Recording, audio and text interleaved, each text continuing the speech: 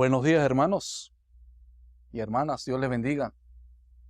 Espero que se encuentren preparados para hoy domingo exponernos a la palabra, em, que podamos en conjunto reconocer su gloria, su grandeza, su misericordia, y que cada domingo en el cual cuando nos reunimos, especialmente creo en mi corazón con este tema,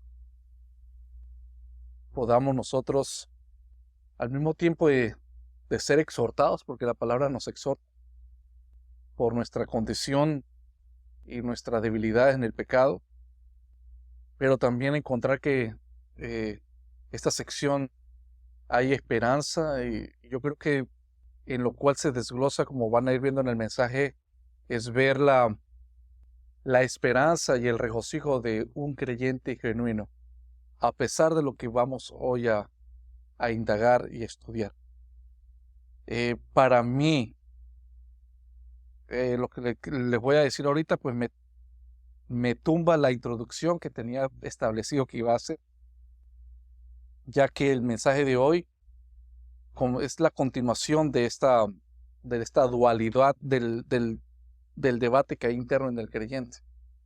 Y le digo que me ha tumbado la introducción porque justamente mire hermano, en estos 15 años, por la gracia de Dios, que he estado predicando la palabra de Dios, no hay momento más incómodo y difícil que dar una enseñanza cuando uno ha pecado. Y me refiero, y debe ser esto incómodo para todos, pero me refiero desde el contexto del predicador. Y esto no quiere decir que el predicador nunca es inmaculado, que no tenga pecado. No. Pero el hecho, ya eso se los voy a desglosar más adelante, tengo que exhortarme a mí mismo por lo que la palabra me dice, porque la palabra es una espada de doble filo, ¿cierto? Corta para afuera y corta para adentro. Y de tal manera que para poder estar bien delante de la presencia de Dios, tengo que, como digo, en estos 15 años, en varias ocasiones lo he hecho, y hoy es otro día en lo cual también tengo que hacerlo. Ya luego se los voy a explicar. Nosotros, hermanos, en esta mañana nos mantenemos en el capítulo 7, y si ustedes abren sus Biblias ahí en el capítulo 7, encontrarán que en los primeros 6 versículos, ¿se acuerdan? Del 1 al 6, Pablo nos da esa hermosa analogía del matrimonio para expresar que nosotros estamos muertos a la ley y que ahora estábamos libres para el Señor tomarnos y ser posesión de Él, y totalmente no estar bajo el dominio de la ley. Y eso nos llevó a la otra sección de los versículos del 7 al 13, ahí en Romanos. Esa sección donde la llamamos que la ley y el pecado, hay un conflicto interno, parecido al título de nuestro mensaje, pero más en base a responder de que no porque en los primeros versículos se denota de que hemos muerto al pecado, quiere decir que la ley sea mala. La ley no es mala. La ley es santa, buena y proviene de Dios. Pero en esa sección del versículo del 7 al 13, hablamos sobre ese conflicto interno, entender la ley y el pecado, y que fue el pecado que se aprovechó de la ley y nos mató. Y también vimos en esa parte donde Pablo se expresa en este argumento de sí mismo, ¿verdad? Como una autobiografía. Y luego recordamos que Pablo rechazó de manera inmediata esa noción de que realmente como que la ley es mala. Y la última sección en la cual estamos, ¿verdad? ¿De dónde? Del 14 al 25. Esa la llamamos la dualidad del combate interno del creyente. Es del 14 al 25. Pero como se dieron cuenta la semana pasada, vieron todo lo que pudimos estudiar del versículo número 14, ¿verdad? De tal manera que estamos en un solo tema, del 14 al 25. Pero el día de hoy vamos solamente a estar estudiando los versículos del 15 al 16. Esta sería la segunda parte, como ven en la pantalla, sobre la dualidad del combate interno del creyente. Segunda parte, versículos 15 y 16. ¿Cuál es nuevamente la idea central de este bloque de versículos, hermanos? ¿Se acuerdan? La descripción gráfica de la lucha interna que tiene Pablo. Y por extensión, aplicable a todos nosotros. Excepto al pastor. No, también. Es el primero que entra ahí.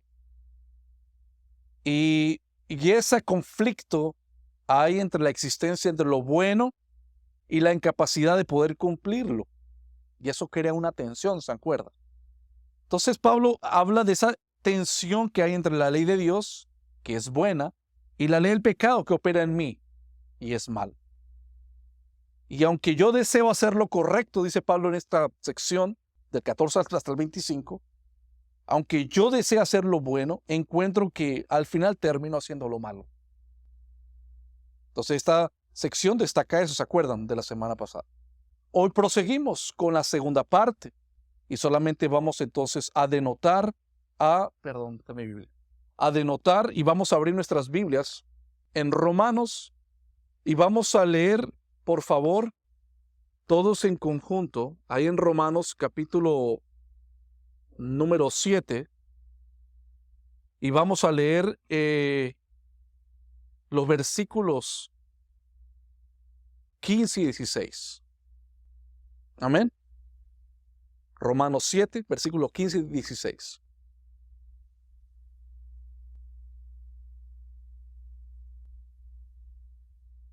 Porque lo que hago no lo entiendo, pues no hago lo que quiero, sino lo que aborrezco, eso hago. Y si lo que no quiero, esto hago, apruebo que la ley es buena.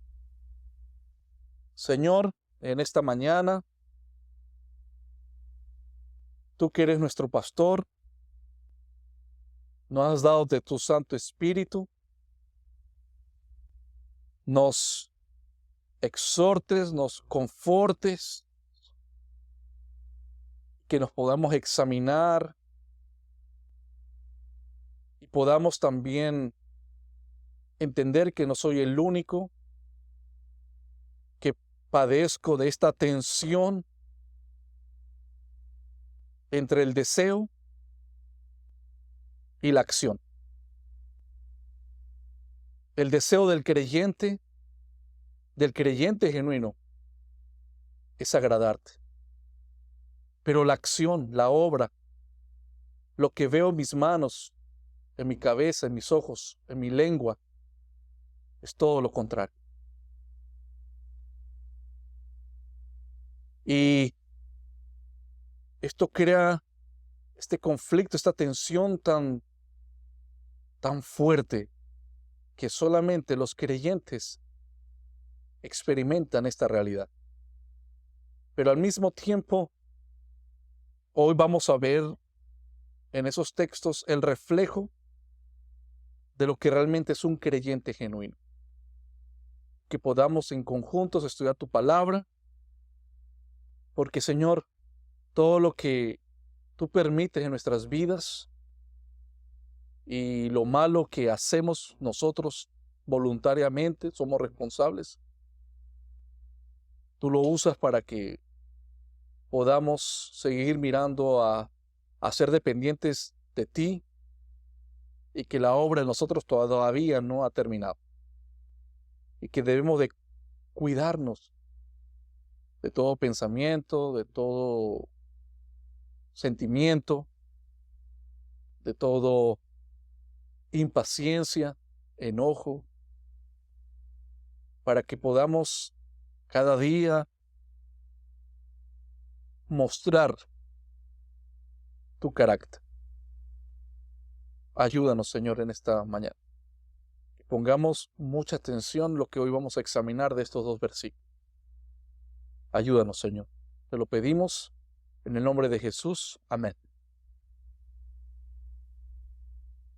Este mensaje, como es la misma estructura y es la segunda parte, igual con lo que le pedí la semana pasada, pongamos por favor mucha atención, porque van a haber unas diferencias que cuando leemos muy a la ligera no lo observamos.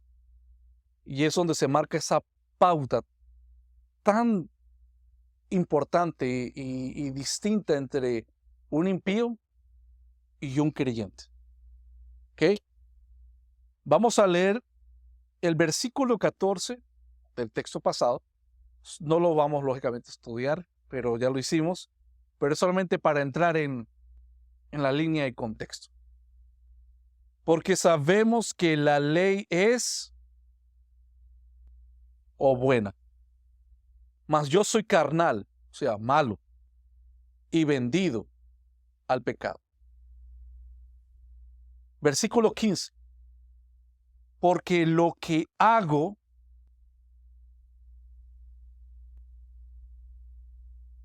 es la acción, ¿verdad? O la obra. Porque lo que hago, mira lo que dice Pablo, no lo entiendo. Pero mira lo que dice el versículo 14. Entendemos. Versículo 15. Lo que hago, no lo entiendo. Pues no hago, esto es, deseo, anhelo, etc. Pues no hago lo que quiero, sino lo que aborrezco es lo que termino haciendo. El conflicto personal, acá en este versículo 15, se presenta con mayor énfasis. Pablo lo dice, repito, no entiendo lo que hago. Pablo no entiende, está hablando a título personal, biografía. Pablo no entiende, el apóstol Pablo no entiende cómo puede en ocasiones tener un comportamiento como el que tiene, o sea, manifestando una acción o frutos contrarios a su deseo y su voluntad como creyente. Ese no entender que dice en el versículo 15, esa es la realidad del conflicto entre la ley que está dentro de mí, en mi mente, de yo saber, que dice el versículo 14, de yo saber que la ley es buena, ¿cierto? El no entender esta realidad, el conflicto viene entre la ley que entiende el regenerado y que está al mismo tiempo en oposición a lo que yo termino haciendo. Ese choque, Pablo dice, no entiendo. En otras palabras, Pablo dice, yo no, voy a decir lo mismo que dice acá, pero en palabras como si fuera yo o si fueras tú. Cuando hemos pecado, Señor, yo no entiendo mi manera de actuar. Sé que es malo. Sé que esto te ofende. ¿Por qué yo no estoy haciendo lo que quiero hacer? Lo que sé hacer, porque tú me la enseñaste. Pero lo que yo odio y aborrezco es lo que yo termino haciendo. Eso es lo que dice Pablo, ¿cierto? ¿Lo entendemos? Sí. El cristiano ama la voluntad de Dios. Todo lo que provenga de Dios lo amamos. Su ley lo amamos. De tal manera que el creyente quiere hacer lo que la ley ordena. Si Dios dice que, y no vamos a ir por cada aspecto de la ley, pero sabemos lo que engloba lo que dice el decálogo de Dios. Si Dios quiere que hagamos eso, un cristiano que ha sido regenerado y que tiene una nueva naturaleza, ¿qué es lo que quiere hacer? Por ende, quiero hacer eso. ¿Cierto? El cristiano quiere hacer la voluntad de Dios. Porque hacer la voluntad de Dios refleja el carácter de Dios en nuestras vidas. Entonces, frente al deseo, y quiero que esta palabra la tengan entre ceja y ceja, esta palabra, ¿cuál? Deseo. Frente al deseo de hacer lo bueno, veo que mis acciones, mis obras, es contrario al deseo. ¿Lo ven? Estoy repitiendo lo mismo de diferentes partes y continúo. Recordemos que el deseo del creyente es contrario a nuestras obras, a nuestras acciones, a nuestro hacer. Pero la palabra nos enseña que el deseo de cumplir la palabra, y las obras, que es lo que termino viendo que es contrario al deseo, están vinculados, esas dos cosas, el deseo y el hacer, están vinculados, conectados a la ley que denuncia todo. O sea, denuncia que yo tengo que hacerlo. Y también denuncia que cuando yo fallo, me demuestra que el Señor, he pecado contra Él. En otras palabras, amas lo que la ley demanda y aborreces lo que la ley aborrece. ¿Estamos de acuerdo con eso? Amamos lo que la ley nos demanda y aborrecemos lo que la ley aborrece. Por eso el texto, como le dije al principio, la palabra es una espada de doble filo. Y debemos de amar a ambos filos. Entonces, ahora, y me involucro, te hablo a ti, cristiano, de Iglesia Reformada Gracia Eterna. Te hablo a ti, pastor de la Iglesia Reformada Gracia Eterna. Y estamos acá sentados, y yo literalmente sentado, escuchando esto. Mi deseo es hacer lo bueno, pero me enfrento a la realidad contraria porque termino haciendo lo que la ley condena, de manera que tú estás actuando a la hora de que tus obras demuestran lo contrario a la voluntad de Dios. Estás mostrando que estás actuando, que estás violando voluntariamente la ley de Dios. Al que sabe hacer lo bueno y no lo hace, le es pecado. Eso dicta la ley y lo dice Santiago. Este texto va como anillo al dedo a lo que estamos estudiando, ¿de acuerdo? Al que sabe hacer lo bueno y no lo hace, le es pecado. ¿Qué es pecado? Infringir la ley, violar la ley, rebelarme contra la ley, hacer lo que me venga en gana para expresar lo que yo deseo en sí. Esta contradicción, esto, produce un conflicto en nosotros, dice Pablo. Porque Pablo dice en el versículo 16, deseo hacer.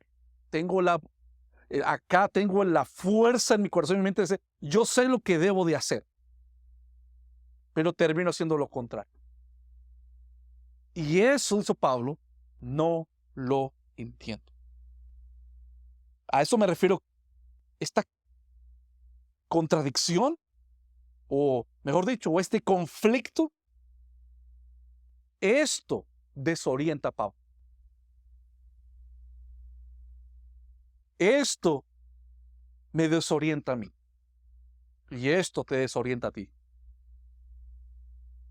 Nos desorienta hasta que llegamos a decir, también como Pablo, no entiendo lo que hago. ¿Por qué? Y decimos que no entendemos por como dice, y repito, decimos que no entendemos, vamos a darle un poco más de fuerza o leña al fuego, por lo que dice Romanos 6:19. Romanos 6:19 es la descripción de lo que hace un impío. Hablo como humano por vuestra humana debilidad, que así como para iniquidad, ¿qué iniquidad? Cosas perversas de pecado. Así como para iniquidad, nosotros presentamos, ¿qué cosa? Cuando éramos impíos, usamos nuestra mente para pensar cosas oscuras. Usamos nuestras manos para hacer cosas malas. Usamos nuestros pies, como leyó nuestro hermano Efraín, no para alejarnos del pecado, sino para correr a derramar sangre, para servir a la inmundicia, dice Romanos 6:19, y servir a la iniquidad. ¿Cierto? ¿Ven esa primera parte? Les hablo a ustedes como hombres, que antes ustedes servían sus miembros, ¿se acuerdan los miembros, las manos, nuestros pies, nuestras mentes? Los usamos para entregarlos a las acciones del pecado.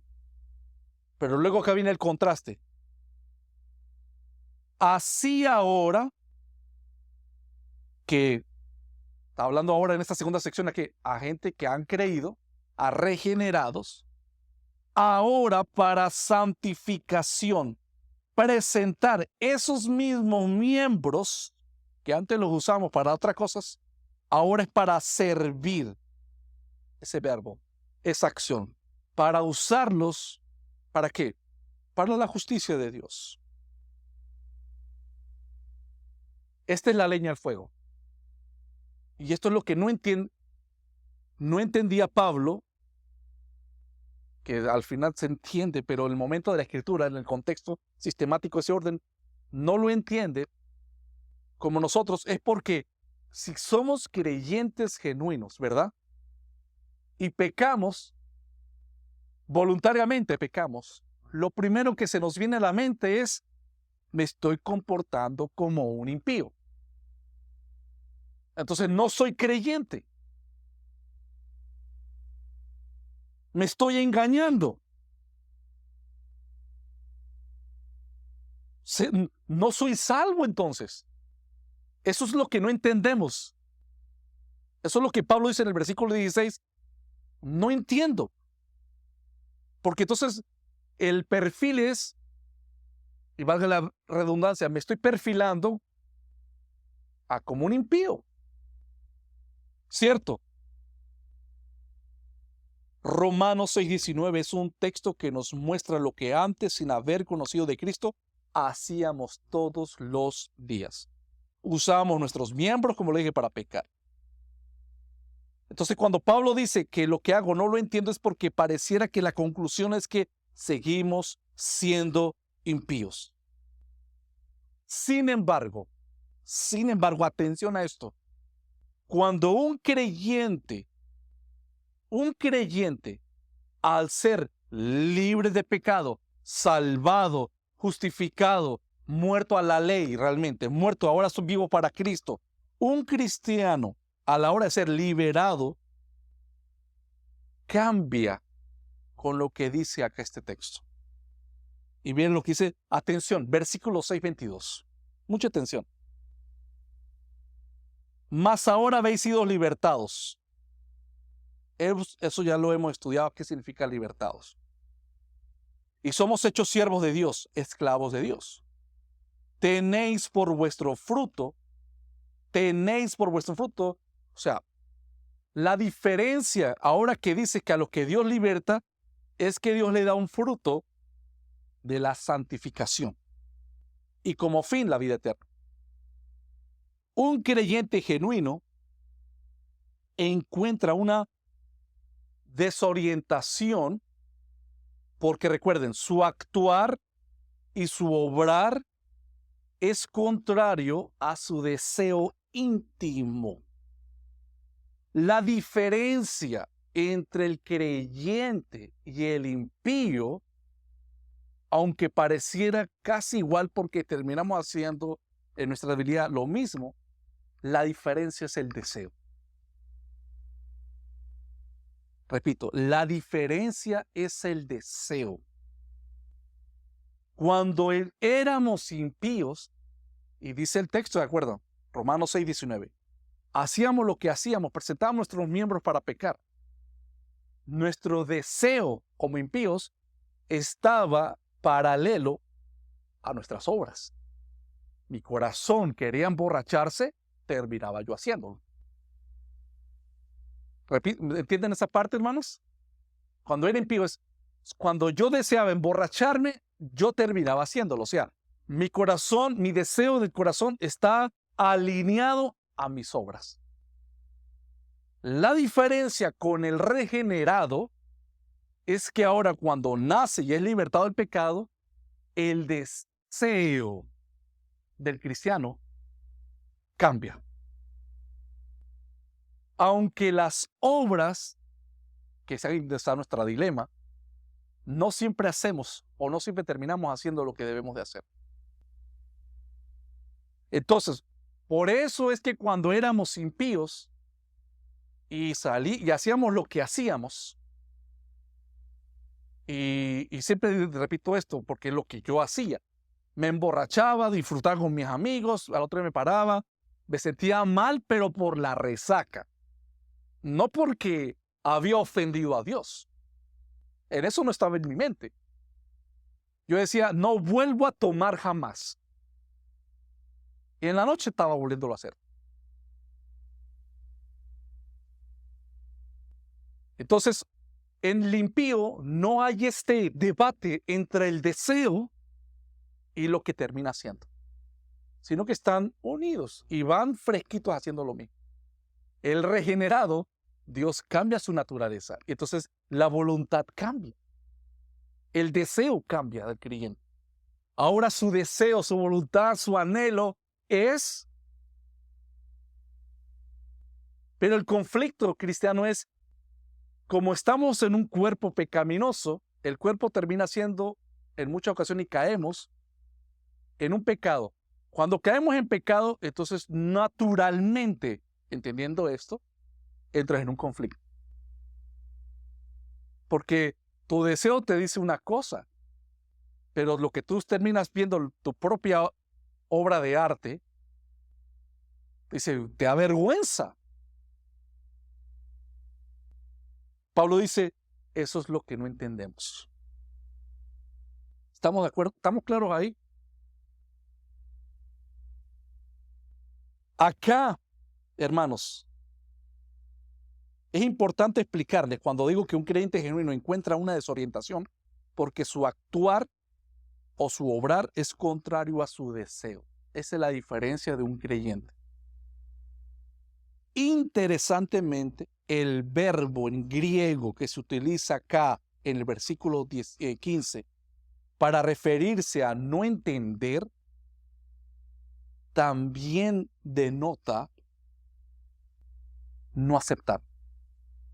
Y eso es importante, porque si ponemos ese en el contexto del versículo 16, esa palabra de que lo que no entiendo es lo mismo que no acepto, es yo no acepto, vamos a cambiar la palabra, no acepto que yo amando a Dios termine haciendo lo malo. En mi mente eso no compagina.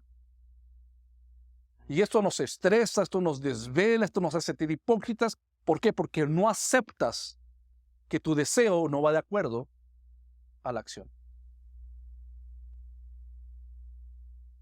Acá estamos en este enfrentamiento delante del clásico de clásicos. Y no es Real Madrid-Barcelona. Acá estamos delante del clásico de clásicos. Estamos hablando entre la lucha del conflicto personal con el mismo yo y por ende con nosotros mismos, dijo Pablo. Los deseos correctos de Pablo enfrentados con una práctica incorrecta, que él repudia y es incapaz de obrar como quiere. No podemos nosotros obrar perfectamente como el deseo, el anhelo que Dios nos ha dado, queremos. Estamos en cierta manera limitados. Pablo, mientras actúa entonces de esta manera incorrecta, al mismo tiempo odia esa manera de actuar de sí mismo. Su objetivo ético no es otro que la perfección moral. ¿Qué quiere un cristiano? No pecar jamás. Eso es lo que queremos. Queremos cumplir cabalmente la ley de Dios. Pero cuando se hace una reflexión sobre sus logros, Pablo se encuentra entonces desilusionado, fracasado, en un disgusto consigo mismo porque eso no es lo que se está viendo. Las metas de un cristiano por las acciones están absolutamente lejos de lo que desea alcanzar en esas metas. Este es el conflicto. Por eso en Gálatas, capítulo 5, versículo 17, miren lo que dice el texto, en contexto de lo que estamos estudiando, hermanos. ¿Qué dice? El deseo de la carne es pecar. Pero también incluimos esta palabra, pero el deseo del espíritu es hacer lo que la palabra demanda. Y dice que ambos están en contra. Y estos se oponen. Entonces, este es el conflicto clásico. ¿Y por qué se oponen entre sí? Mire, se oponen entre sí para que no... Mire esa palabra. ¿Para qué? Para que no hagáis lo que quisieres. A eso me refiero, que estamos nosotros absolutamente lejos de cumplir lo que deseamos en el Señor. Porque la carne está en mí. Y como la carne está en mí, la carne no va a dejar el deseo de alcanzar ese objetivo. ¿Eso será siempre? No. Por eso 1 Corintios nos enseña que cuando el Señor venga y anhelamos ese momento y ese día, cuando el Señor entonces nos quite esta corrupción y nos vista de incorrupción, sin pecado. Ahí entonces es lo que la palabra entendemos, entramos a nuestro reposo eterno, hermanos. El deseo de la carne es en contra del deseo del espíritu el deseo de la carne es contra el espíritu y el espíritu en contra de la carne, y estos se oponen entre sí para que no hagáis lo que quisieres. O sea, uno jala para un lado y el otro jala para otro lado. Y tampoco terminas tú pecando de una manera deliberada y yéndote al mundo, porque la conciencia te acusa. Digo, no, yo soy del Señor, yo tengo que congregarme, tengo que estudiar, tengo que tener comunión con el Señor, dependo de Él, no de mis acciones. Eso nos limita. Por eso a muchas personas, yo me acuerdo de un amigo, ya no está, está en otro lado de acá, en la ciudad de Los Ángeles, él debatiendo con su salvación, porque él miraba este dilema, este punto de que, pero es que yo lo que veo en mis acciones es el propio impío. Y yo le dije, pero ¿y cómo está tu mente, tu corazón, tus anhelos? ¿Qué quieres tú? Yo sé que el Señor es verdadero, decía, yo sé que yo amo al Señor, pero no puedo. ¿Por qué no puedo? Esto me tiene derrumbado, me decía. Entonces, yo le digo, hagamos algo, hagamos un experimento. Yo le dije a él, olvídate ahorita, mira, hagamos esto para que no batalles. Olvídate ahorita de la Biblia, olvídate de la iglesia, olvídate que existe un Dios, olvídate que existe su palabra, olvídate que existen hermanos, olvídate que existe tu conciencia que te acuse. Olvida esto. Así como cuando un niño va creciendo y como va creciendo dice un rato que quiere ser doctor y luego que quiere ser veterinario. Esto es una etapa. Quema esta etapa. Vete. Disfrute, ve a las discotecas, ya, normal, se acabó todo. Digo, no, no puedo hacer eso. ¿Me explico? Pero ¿por qué no puedes? Ve, yo no te prendo una pistola. Ve, no, no puedo, es que yo tengo que estar con el Señor. Entonces le digo, esto es una señal de un creyente. No perfección, pero que viva con este combate interno. Entonces, el Espíritu te dice cumplir los mandamientos del Señor, ¿verdad? Y la carne al mismo tiempo te dice no hacerlo. Y si te vas para el lado de la carne, el Espíritu no te deja. Y si te vas para el lado del Espíritu, la carne tampoco te deja. Porque dice el texto, para que no hagáis lo que quisierais. Podemos entonces incluirnos y podemos lamentarnos de que en la práctica hacemos, y no me refiero cuando hablo de práctica, es que vivamos nuevamente en este caos, libertinaje. Vamos a decirlo así, cuando nosotros caemos ocasionalmente, porque estamos luchando de alejarnos del pecado. Pero cuando caemos ocasionalmente en el pecado y terminamos haciendo lo que odiamos en lugar de aquello de que deseamos, de no querer pecar más, esto nos da a nosotros el consuelo al mismo tiempo. En el debate, en el conflicto, en la presión, también te da el consuelo que tú eres un creyente genuino. Porque si no, no estuvieras con este debate. El impío no está con este debate, hermano. ¿Cierto? Lo que dice el impío es, haz lo que tu corazón te dicta. ¿Cierto? Haz lo que tu corazón te dicta.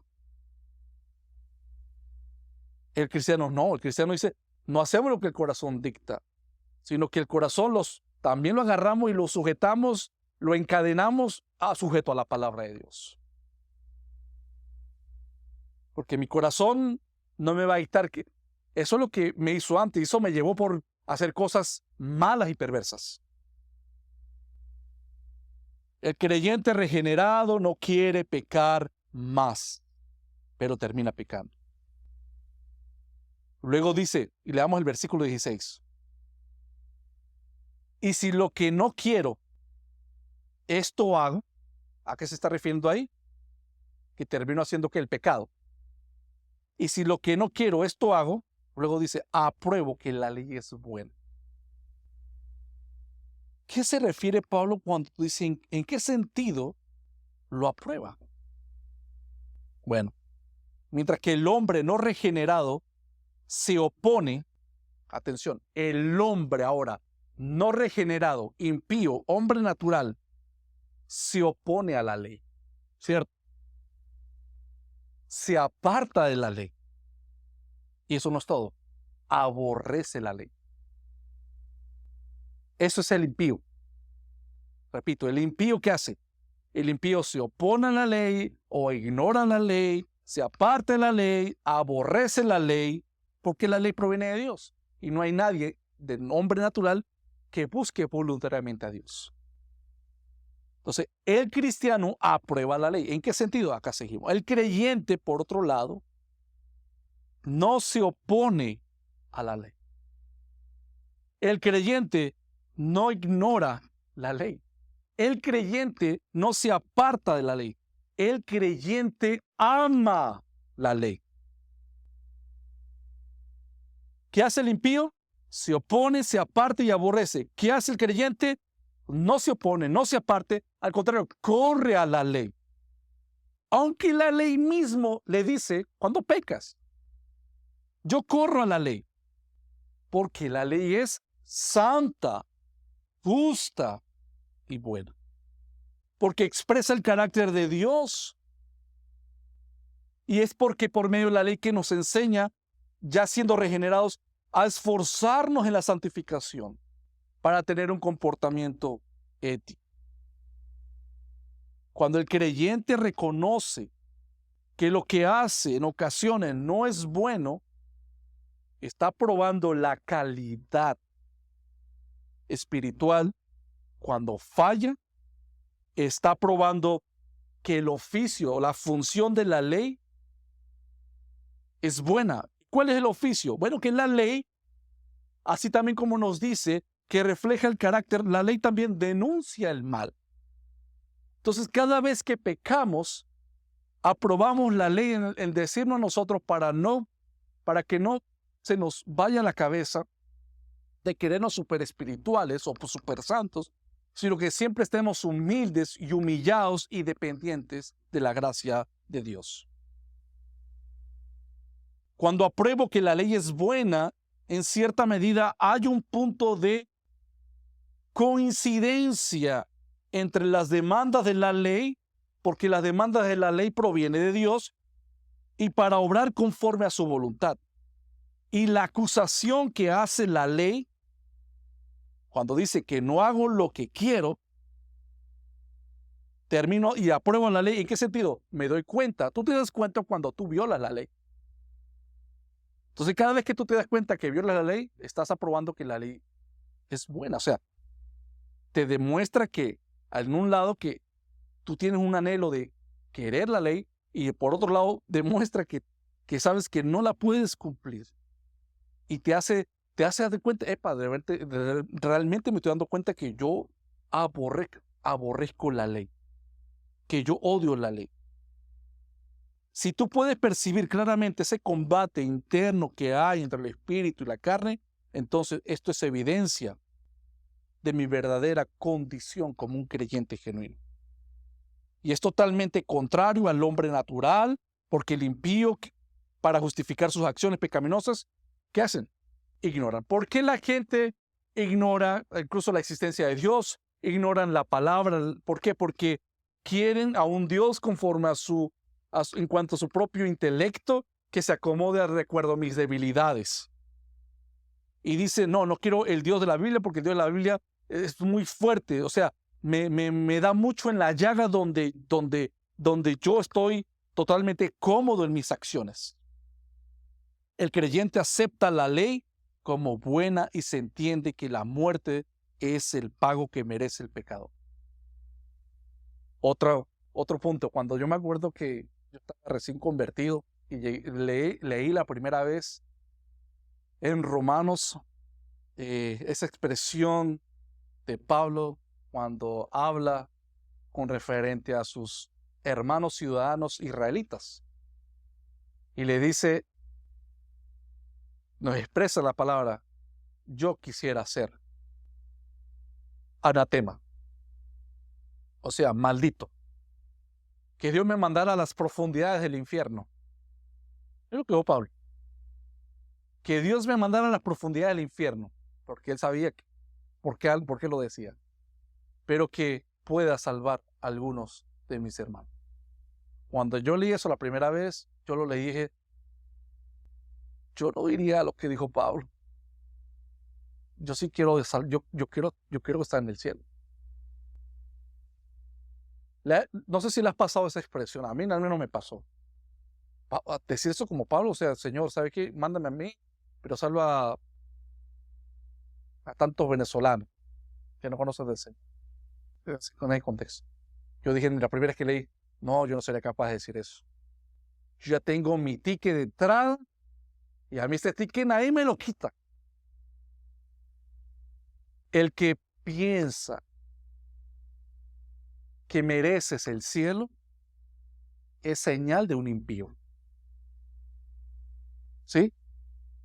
Y el que expresa con las fuerzas de todo su ser que yo merezco el infierno y que si Dios me está llevando a su gloria, no lo merezco, pero que lo que merezco el infierno es señal de un creyente.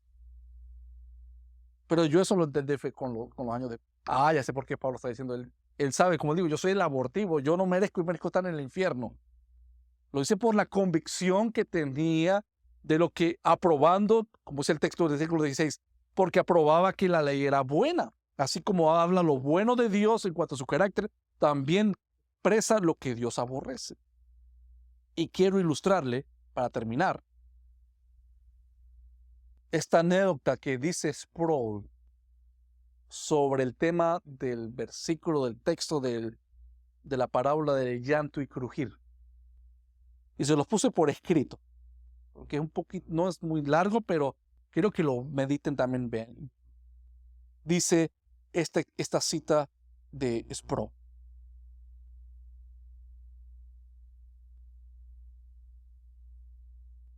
Habrá gente que cuando despierte en el infierno estará devastada y me perdonan ahí, y no encontrarán suficiente agua en sus ojos para satisfacer su necesidad de desconsuelo.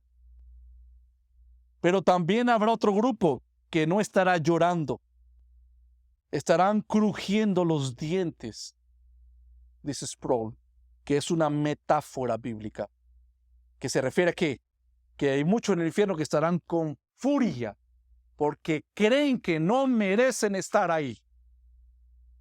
El enojo, la rabia de los condenados no tendrá límites. Les aseguro que no quiero terminar en el infierno, cita Sproul. Pero una cosa sé con certeza, si eso pasa, si yo me he engañado todos estos años y me envía al infierno, algo que puedo asegurar es que seré un llorón y no uno que cruje. Porque si sé algo de teología, cita Sproul, yo sé que si me envía al infierno, no podría levantar queja alguna contra él, porque he sido culpable de traición cósmica. Cada vez que he pecado, he afirmado mi voluntad sobre la voluntad de mi Creador. He declarado que soy soberano y no nuestro Señor Dios. Sé que he pecado contra el Ser Santo e infinitamente justo, quien no me debe nada. Y si me despierto, ¿dónde? En el infierno, me daré cuenta que solo he recibido lo que mi vida merecía. No crueldad, no injusticia, sino lo que es la perfecta ley, justicia.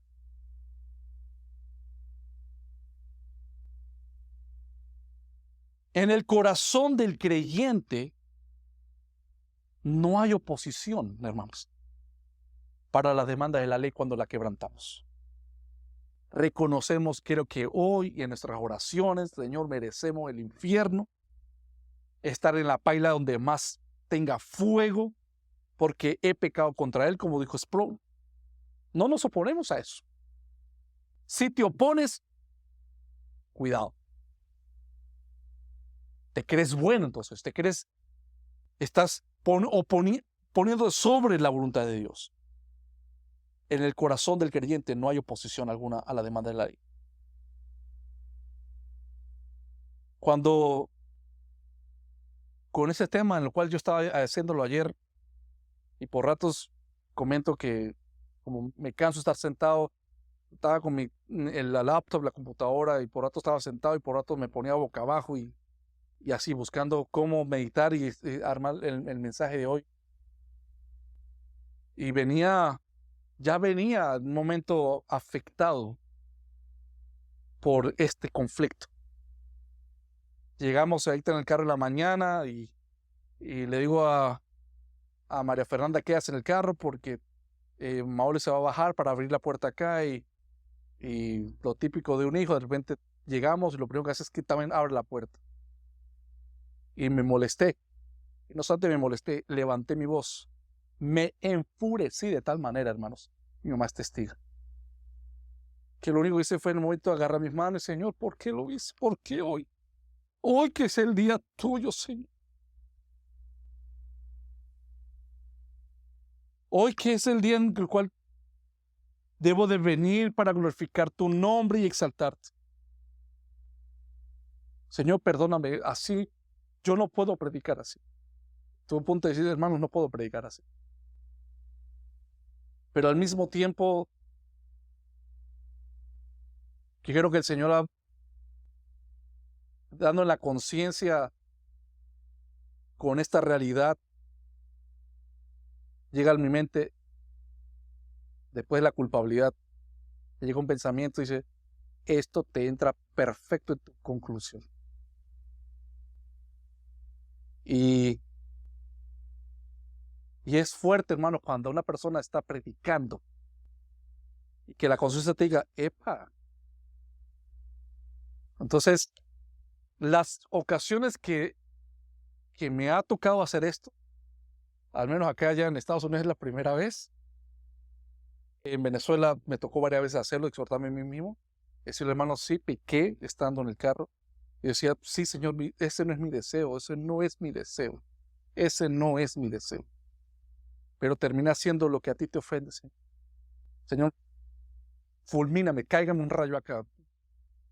Cierro la tableta. O sea, lo que pasa por nuestras mentes, hermano. Y yo dije, no, Señor, perdóname. Hay hombres mucho más capacitados para hacer esto. Pero sabemos que al final es por su gracia. Y para yo poder descansar, yo dije, no, tengo que confesarlo delante del Señor, confesarlo ante mis hermanos, para poder concluir bien. Esta es la experiencia de quien, siendo perdonado y regenerado, admite que el único camino perfecto a la voluntad de Dios y al mismo tiempo se da cuenta que no somos capaces de conseguir. Que cuando pecamos, ¿qué es lo que hacemos? Corremos a la gracia de Dios. Humillados. Señor,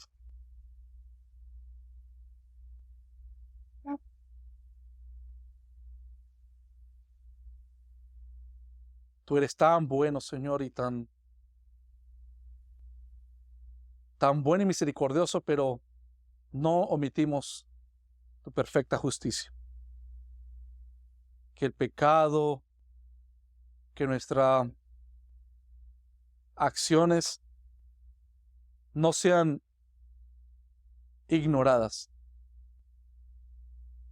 Que para nosotros como iglesia, para mí y mis hermanos, haznos cada día más sensibles al pecado, Señor. Que nuestro corazón no sea cicatrizado. Esto va más allá del tema, y esto no se refiere a nada a si perder la salvación. Sabemos que estamos seguros en tus manos. Pero el reconocer, debemos de aprobar que tu ley es buena cuando pecamos. Debemos de aprobar que entristecimos al Espíritu de Dios. Debemos reconocer. Debemos reconocer que dependemos de ti. Debemos reconocer que todavía no lo hemos alcanzado todo. Debemos reconocer que anhelamos hoy anhelamos más tu venida, Señor, para que nos pueda sacar de este tormento, de esta miseria del pecado en la carne. Pero corremos a ti, Señor. No podemos hacer como Judas, que aparentemente pareciera arrepentido, fue al templo, tiró las 30 monedas de plata. Incluso Judas dijo, he traicionado sangre inocente. Pareciera arrepentimiento, pero en vez de correr a la cruz, corrió fue a la soga. Que el pecado que hizo Pedro no es ni mayor ni peor que el que hizo Judas. Pero Pedro corrió a la cruz. Que hermanos y hermanas, que si hemos pecado y hemos ofendido al Señor, no nos vayamos a un mar de desesperanza, sino que tenemos todavía el camino abierto a la cruz. Lloremos al pie de la cruz. Roguémosles, supliquémosles que nos limpie del pecado, para continuar perseverando, que los santos de Dios continuarán perseverando a pesar de las caídas, porque cada vez que pecamos tenemos a nuestro abogado, a nuestro sumo sacerdote, a Cristo el justo, a Cristo el que dio su vida por nosotros. Jesús, gracias por este sacrificio. Gracias, Señor. Gracias, gracias, gracias. Y aún así es indigno de decirte gracias porque no es suficiente esa expresión. Gracias, gracias. No sé de qué otra manera articularlo, de qué manera expresarlo, de qué manera mencionarlo. Solamente tú sabes, Señor, lo que cada hermano y hermana genuino anhela y el peso con el pecado que carga. Pero corremos a ti. Lo único que sabemos que corremos a ti. Ayúdanos, Señor. A ti sea la gloria, la honra. Y que nuestras debilidades, que nuestros pecados sean una expresión de que tú permites que esto ocurra, para que cada día nuestro arrepentimiento se profundice más en nuestra conciencia. Te pedimos todo esto en esta mañana o en esta tarde ya. En el nombre de Cristo Jesús. Amén.